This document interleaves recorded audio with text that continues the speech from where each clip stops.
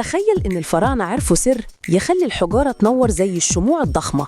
صل على النبي واشترك في القناة ويلا بينا نبدأ. من آلاف السنين بص المصريين القدماء للسماء وفهموا أسرار محدش وصل لها. ما كانش مجرد بناء معابد وأهرامات، دي كانت قصة أكبر بكتير.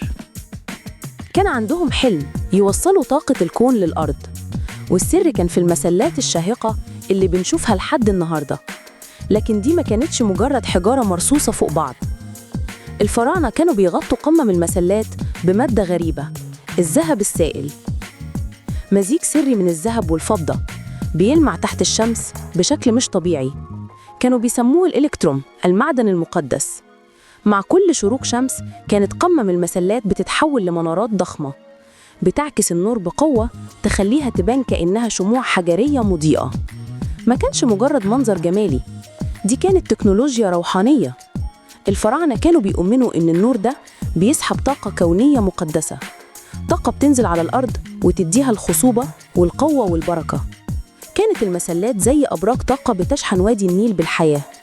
كل مسلة كانت جسر بين السماء والأرض. تخيل تكون عايش في زمانهم وتشوف المنظر المهيب ده كل يوم، تحس بقوة الشمس وهي بتنزل عليك من خلال قمة المسلة. السر ده فضل مدفون لقرون طويلة، والناس كانت فاكرة إنها مجرد زينة للمسلات، لكن الحقيقة كانت أعمق وأغرب من الخيال.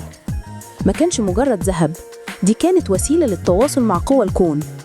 الفراعنة استخدموا العلم والفلك عشان يحولوا الحجارة لمصدر للطاقة.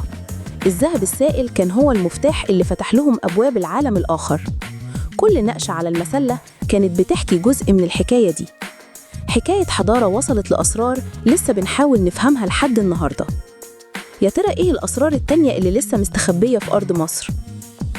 وهنا خلصت حكايتنا، هشوفكوا تاني إن شاء الله.